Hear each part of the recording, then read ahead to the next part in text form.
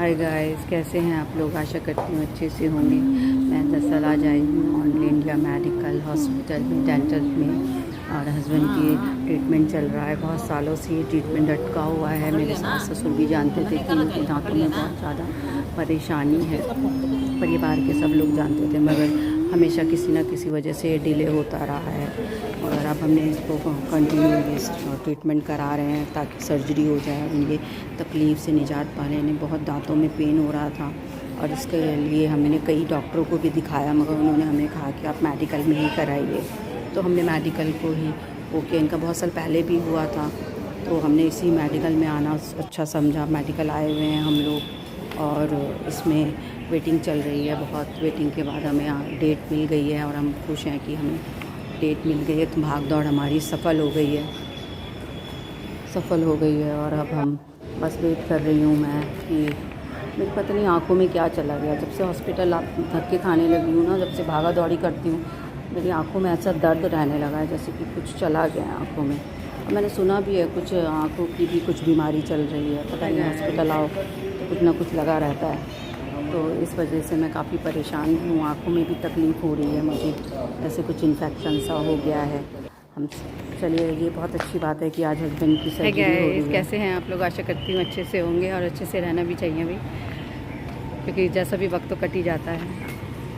दरअसल हम लोग आए हुए हैं एम्स। मैंने आप लोगों को बड़े दिनों से वीडियो नहीं बनाई है और मैं आपको ये बताऊँगी कि हम दरअसल यहाँ आए क्यों हैं। हम लोग दरअसल ना हस्बैंड के लिए आई हुई हूँ मैं, और उनके दांतों में तकलीफ़ है और उसी का ट्रीटमेंट चल रहा है एम्स से।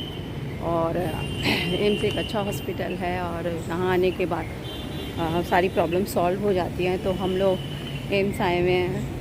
और दरअसल मैंने हस्बैंड को कहा था कि फैमिली में किसी को बोलो, तो मगर उनके दिमाग में है कि नहीं, रहने दो, क्यों किसी को बोलना, परेशान करना। तो एक छोटी सी सर्जरी है जो आज होगी एम्स के अंदर, और बस यही है।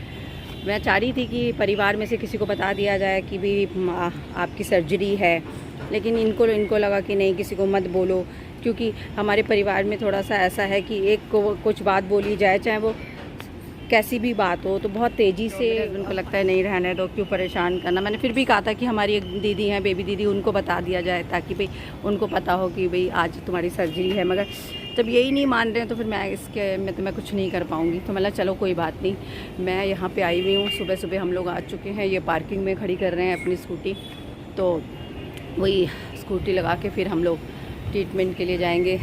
तो आज सर्जरी हो जाएगी और ये ज़्यादा बड़ी नहीं है, थोड़ी सी है, और मैं दिखा नहीं पाऊँगी क्योंकि हमें अलाउ नहीं होता अंदर जाना, ना कैमरे ऑन करना। तो चलिए, और आपको फिर मिलती हूँ।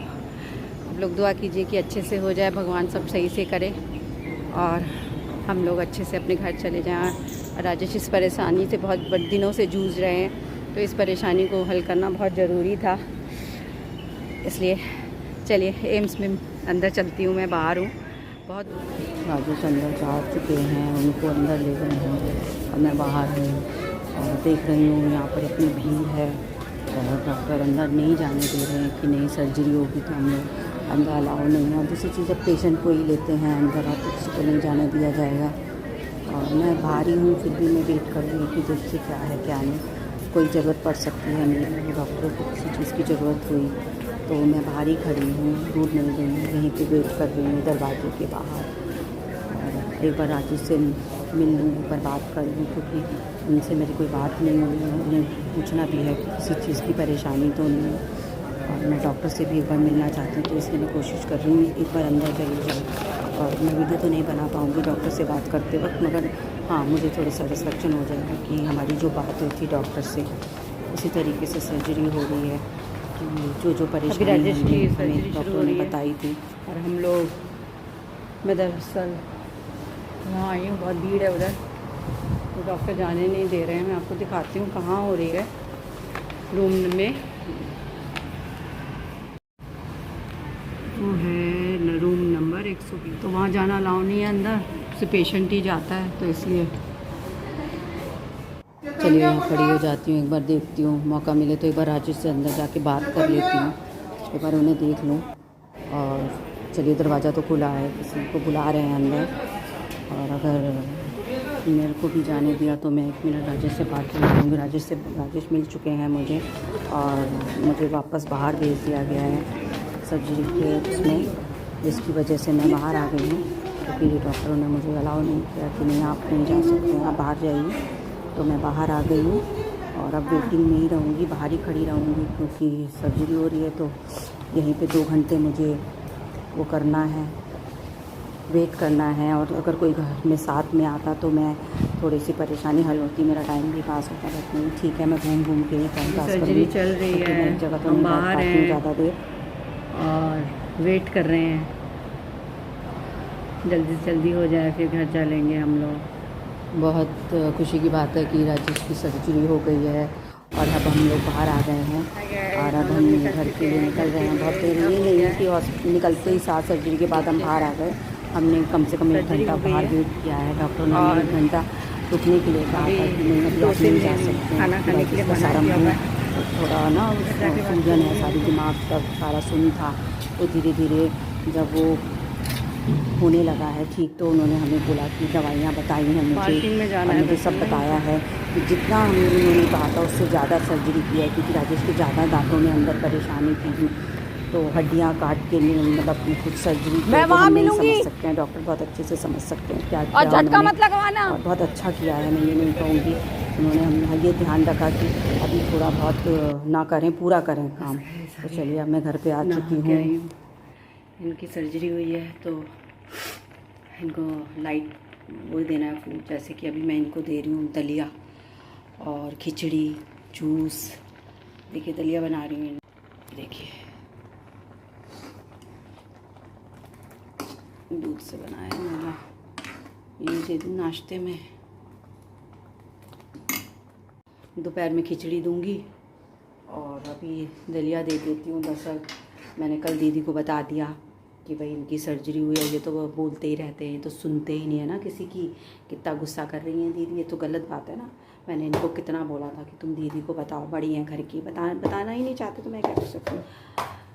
मैंने तो कितना समझाया था कि भाई आप अपने घर में बताओ।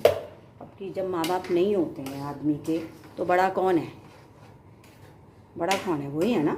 बड़ी हैं तो भाई भाभी माँ बाप कौन होता है। अब माँ बाप नहीं है तो आपके जो बड़े हैं वही आपके माँ बाप कहलाते हैं। अब दीदी बड़ी थी तो मैंने दीदी के लिए बोला था तुम दीदी को बताओ, जीजा जी हैं उनको पता चलता, दोनों आते, मगर उन्होंने ऐसा किया नहीं। वो उनका गुस्सा होना बहुत बिल्कुल जायज़ है कि कोई भी बात हो बतानी चाहिए, परिवार है तो परिवार को पता होना चाहिए। मगर ये बात तो सबसे बड़ी बात यह है कि चलो ये ठीक से हो गया और अब ये ठीक हो रहे हैं, और अभी बातचीत बंद है, ज़्यादा बोल नहीं रहे हैं, बोलने को मना है, टाँके हैं अंदर बहुत सारे, टूट जाएंगे तो इनको बहुत ज़्यादा परेशानी होगी। इसलिए तो मैंने सब आने को कर रहे हैं, मगर मैंने बोला अभी 1 हफ्ते का टाइम है तो शायद संडे तक कल सब आएंगे, सैटरडे संडे में आएंगे। तो वो कह रहे हैं बोलने भी लग जाए तब हम आते हैं, नहीं तो कोई फ़ायदा नहीं है। तो मैंने हाँ, तो इसलिए हम नहीं चाहते कि कोई लोड पड़े। बहुत अच्छे हैं दीदी और भैया भी बोल रहे थे।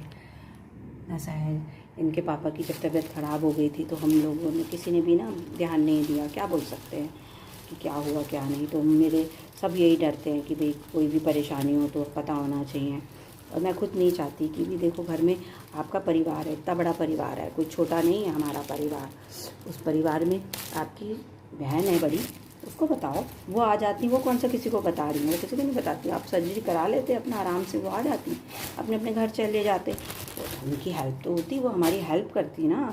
भाई आते मैं कितनी परेशान होती हूँ, इधर भागती हूँ उधर भागती हूँ, अकेली करती रहती हूँ। लेकिन चलो ठीक है, जब ये मना कर रहे थे तो मैंने बोला चलो एक बार ये काम हो जाए फिर बताएंगे, क्योंकि अगर वो डेट निकल जाएगी तो फिर डॉक्टर डेट नहीं देते हैं।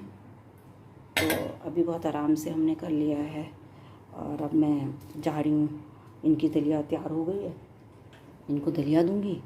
और उसके बाद ये दरअसल कुत्तों के लिए दरअसल कुत्तों का बना रही हूँ, दूध और ब्रेड दे दूँगी कुत्तों को। और बहुत सारा अकेले मेरे को बहुत लोड पड़ जाता है। देखिए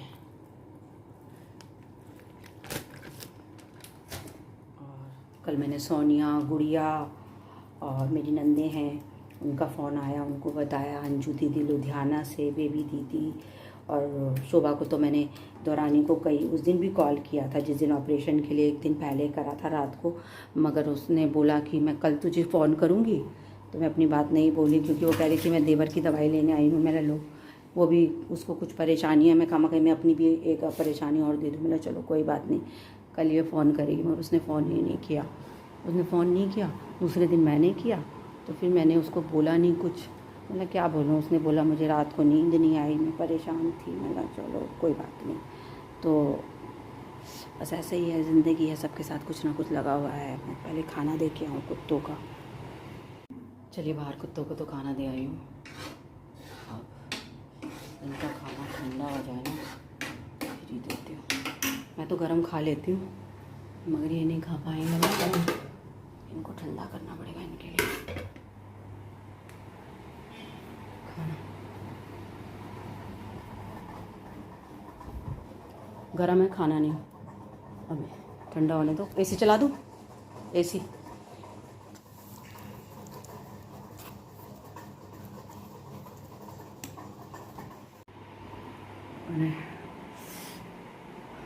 कुत्तों को भी खाना दे दिया, इनको भी दे दिया। ठंडा होगा तो ये खाएंगे। और बस दौरानी को सुबह से फ़ोन कर रही हूँ, उठा ही नहीं रही, पता नहीं कहाँ पर है। तो मैं चलो कोई नहीं, बाद में बात करूँगी। इसी चक्करों में सारा दिन हो जाता है। जब से ये इनकी सर्जरी हुई है ना, काम थोड़ा बढ़ गया है।